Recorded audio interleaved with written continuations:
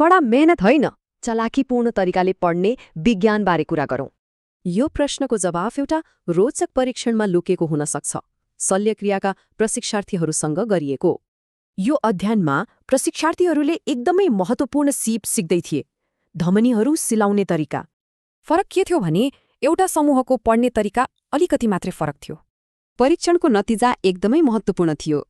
यसले सिकाइको एउटा शक्तिशाली सिद्धान्त देखायो।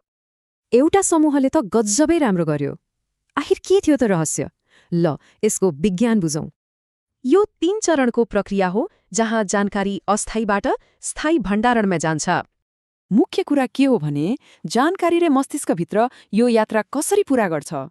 हिप्पोक्याम्पसलाई मस्तिष्कको सर्ट टर्म इनबक्स जस्तै सम्झिनुहोस्, जहाँ नयाँ जानकारी जम्मा हुन्छ।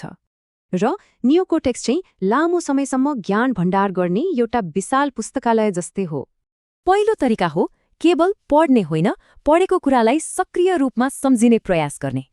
यसले जानकारी हेर्नु र त्यसलाई साक्षी प्रयोग गर्नुमा कति फरक छ भनेर प्रश्न पार्छ। वास्तवमा सम्झिन खोज्दा गल्ती भए पनि सिकाइ झन बलियो हुन्छ। यो तरिकालाई इन्टरलिभिङ भनिन्छ। यसले मस्तिष्कलाई अटोपाइलटमा जानबाट रोक्छ। यस्तो गर्दा मस्तिष्कले बिर्सन्छ र फेरि सम्झिन बल गर्छ, जसले सिकाइलाई गहिरो बनाउँछ। अब लागौँ हाम्रो अन्तिम र सायद सबैभन्दा शक्तिशाली तरिकातिर, स्पेसिङ। स्पेसिङले मस्तिष्कलाई ज्ञान भण्डारण गर्न चाहिने अफलाइन समय दिन्छ। हो, र ती शल्यचिकित्सकहरूको सफलताको रहस्य पनि यही नै थियो। दुवै समूहले उति नै समय पढे, तर स्पेसिङले गर्दा नतिजामा आकाश पातालको फरक आयो। भनेपछि यी तरिकाहरूले मस्तिष्कको प्राकृतिक प्रक्रियासँगै मिलेर काम गर्छन्।